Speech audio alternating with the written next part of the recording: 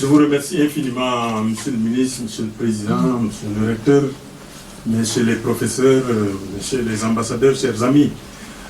Après ces 3 brillantes allocutions, je vous demande qu'est-ce que je dois dire maintenant, sinon simplement de vous transmettre le message d'amitié, de fraternité, les remerciements de Monsieur le Président de la République, de son gouvernement et de l'ensemble de la nation sénégalaise, très fier de ce que vous ayez reconnu les efforts qui sont en train d'être faits au Sénégal et l'engagement de Monsieur le Président de la République pour la formation, pour des études de base au niveau central, comme vous l'avez dit, dans les régions, pour permettre à ces régions de s'élever, d'avoir le potentiel humain nécessaire pour assurer le développement. Effectivement, la volonté de Monsieur le Président de la République est de s'émanciper de ce format qui a été adopté dans plusieurs pays africains, développer le littoral avec tout ce qu'il y a comme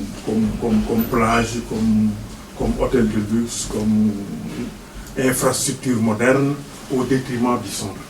Monsieur le Président de la République, depuis qu'il est là, il est dans ce qu'on peut appeler une transition écologique, peut-être, si je peux m'exprimer ainsi, avec des projets phares comme le PUDC, Promoville ou le PUMA.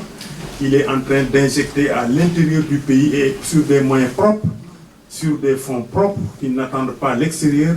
Il est en train donc de faire en sorte de relever le niveau au niveau des régions. Et on a maintenant des routes, on a des autoroutes, on a l'électricité, et une bonne électricité, c'est la transition écologique. On a 4 parcs solaires qui permettent aujourd'hui d'approvisionner tout le pays en électricité, et ça a permis aussi de diminuer le coût au niveau des ménages, et ça c'est extrêmement important. Et cette disponibilité de l'électricité permet une bonne formation. Une université comme Alioune Diop de Bambey a besoin d'électricité à suffisance pour éviter les coupures, parce que tout est connecté. C'est une université connectée, reconnue aujourd'hui pour ses performances, et en cela je me permets de féliciter, de remercier mon frère Lamine pour son engagement, sa détermination, mais aussi sa compétence qui a permis aujourd'hui à cette université de s'illustrer parmi les autres.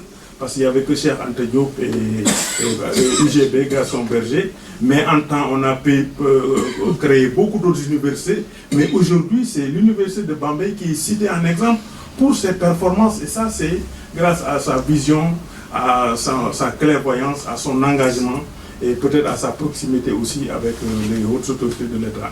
Le Sénégal, comme vous l'avez dit aussi, connaît une transition, comment dirais-je, énergétique, une transition écologique, mais une transition démocratique, vous l'avez dit. On sort d'élections qui sont déroulées dans d'excellentes conditions, de très bonnes conditions, et à la suite, M. le Président de la République a souhaité supprimer le poste de Premier ministre pour se mettre au devant de la scène, pour montrer qu'il a pris des engagements avec l'État, qu'il a pris des engagements avec la nation sénégalaise, et il entend les assumer pleinement. Et c'est en cela donc que ce poste a disparu, qui n'était pas une institution. Le Premier ministre était un élément de l'exécutif qui est incarné par le chef de l'État. Et donc en faisant disparaître ce maillon, ça ne touche pas aux institutions de l'État, mais ça permet au président d'être maintenant en pole position, comme il le dit, en fast track, pour permettre de réaliser les objectifs qu'il s'est assigné. Donc ce projet que vous venez de signer nous comble de bonheur, parce que on dit qu'entre la France et le Sénégal, le seul problème c'est qu'il n'y a pas de problème. C'est ça, donc il faut s'en remercier, il faut s'en féliciter, et dire que cet acte que vous voulez déposer confirme exactement que nos chefs d'État sont dans une même vision, nos peuples, nos intellectuels ont une même convergence de vue sur les manières, les façons de construire notre avenir commun. L'avenir c'est l'Afrique, certains le disent. Nous pensons que si nous devons attendre demain pour nous construire aussi, nous allons toujours attendre. C'est donc pourquoi M. le Président de la République, avec le PSE, pense qu'il faut mettre les moyens maintenant. Il faut s'engager maintenant. On attend du pétrole et du gaz à l'horizon 2022, mais c'est maintenant qu'il faut préparer cette étape, ce moment, sinon demain risque d'être une difficulté pour nous et c'est ce que nous faisons. Donc vraiment merci, je suis venu vous dire merci donc du fond du cœur, de la part de M. le Président de la République, de tout le peuple sénégalais, des étudiants, du